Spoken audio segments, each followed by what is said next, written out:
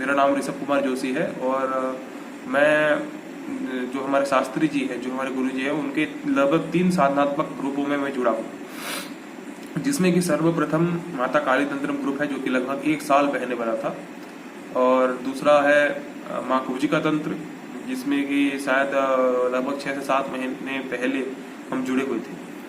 उसके बाद अभी रिसेंटली जो बना है 1 या 2 महीने में योगेश्वर शिव साधना ग्रुप, उसमें हम जुड़े थे। तो माता काली तंत्रम ग्रुप के बारे में तो आप सभी को पता ही है। मेरे ऑलरेडी 2 या 3 और हो सकता है उससे भी ज़्यादा कुछ वीडियोस डले हो यूट्यूब पे। काफ़ी तीक्ष्ण अनुभूतियाँ थी और जो भी एक्सपीरियंसेस थे मैंने आपको रिव्यूज़ में बताए होंगे वहाँ पे। तो माता काली तंत्रम ग्रुप के बारे में तो आपको पता ही है। और दूसरी रही माँ कुब्जिका तंत्र साधना की, तो उसमें आपको काफ़ी सारी चीज़ें उसमें भी सिखाई जाती थी, जैसे कि काली तंत्र में षटकर्म से लेके हर चीज़ आपको सिखाई जाती थी। तो माता कुब्जिका तंत्र में भी उसका कोर्स ये था कि आप घर कीलन से लेके एनर्जी रिमूवेशन से लेके काफ़ी कुछ उसमें आपका प्रयोग दिया जाना था उसमें। पर दुर्भाग्य की बात यह है कि कोई भी उस ग्रुप को कंप्लीट नहीं कर पाया पात्रता की कमी के कारण, क्योंकि बात यह है कि आप ग्रुप ज्वाइन कर लोगे, उसको ऐसा सिक्योरिटी नहीं होता कि आप उसको कर ही लो, क्योंकि पात्रता भी लगती है, मेहनत भी लगती है, काफ़ी सारी चीज़ें उसमें कंसिडर की जाती हैं। तो उसमें मैं भी था, मैं भी कंप्लीट नहीं कर पाया था उस ग्रुप को। पर हाँ, ऐसा है कि चाहे आप साधना कंप्लीट करो या ना करो, पर जो भी आप करते हो तो उसका कुछ रिजल्ट आता है, आपको कुछ ना कुछ प्रतिफल आपको आता ही है। तो उस लिहाज से मुझे जो भी मैं कर पाया था साधना, क्योंकि पहली बात तो यह है कि मंत्र जवान पे नहीं बैठ रहा था पहले, तो इसी कारण से काफ़ी स्लो हुआ मेरा। पर जितना भी हुआ, जो भी जाप हुआ, जितना भी मैंने हवन कर पाया, उस हिसाब से ये रहा कि धन के थोड़े बहुत मार्ग खुले थे और कुछ छोटे मोटे प्रयोग भी दिए गए थे। कलावा से, मतलब मान लीजिए किसी को कलावा बांध लेते हैं तो उसको छोटी मोटी नकारात्मक ऊर्जा नहीं लगती है, ऐसा कुछ प्रयोग दिया गया था, जो कि साधना कंप्लीट भी नहीं हुई थी, फिर भी हम कर पा रहे थे।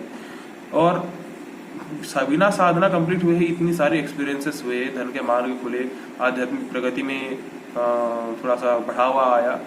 उसके साथ साथ छोटी मोटी नकारात्मक ऊर्जाएं भी कुछ हद तक हम रोक सकते थे।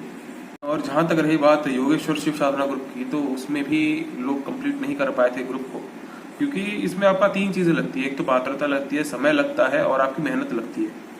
तो इसमें समय और मेहनत और पात्रता तीनों की ही जरूरत थी।